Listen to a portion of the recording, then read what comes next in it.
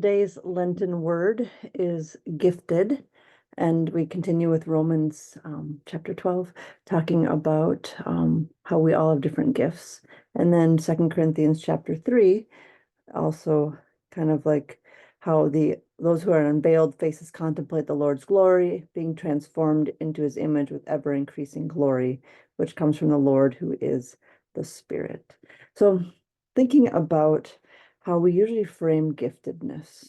We usually frame what our gifts are by what we're able to do, what we're able to accomplish, and therefore what we can contribute. What is our value to a team, a classroom, a workforce, society in general?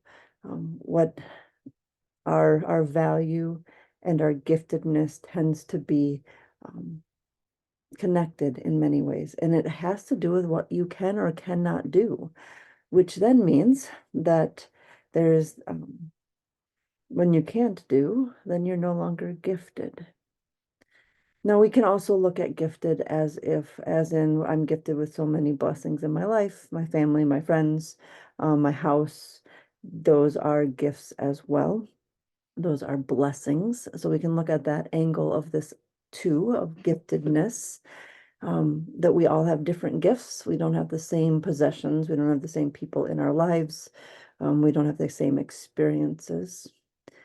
But there's something with 2 Corinthians, if you look a little bit further back from verse 12 to 18, talks about Moses, of all things, and how Moses had a veil over his face. Or every time we looked at, he wore that veil because of God's glory that he had seen.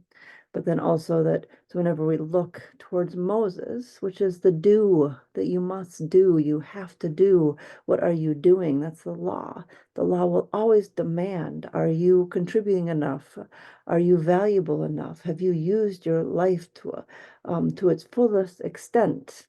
The things that have been gifted to you, are you appreciative of them in an appropriate manner? And it can just feel, as the law always will, as if the weight of accountability, of appreciation, of using the gifts that you've been given is always being weighed and measured. That's the law.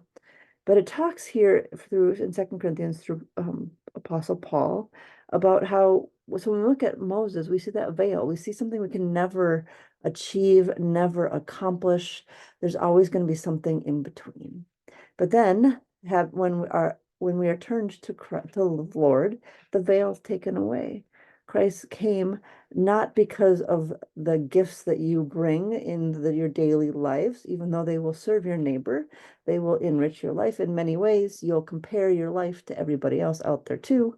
It is just the way life goes. But when in Christ we are freed, not to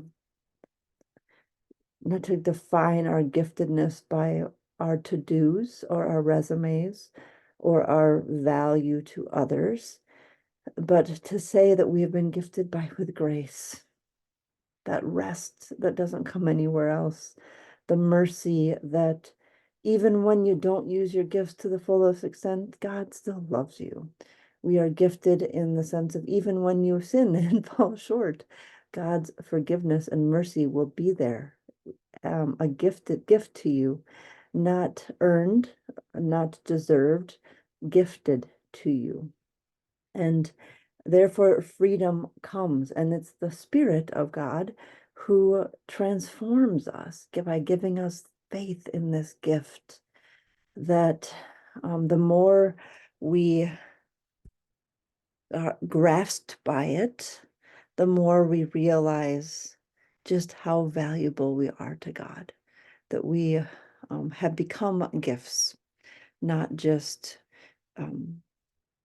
our life, but through God's grace, we have been gifted with that same grace to live graciously, not as a condition to receive God's gift, but as an outpouring, an additional gift that comes from what God has done in and through Jesus Christ in our lives, and therefore in and through our lives for others, for the sake of others. Thanks be to God.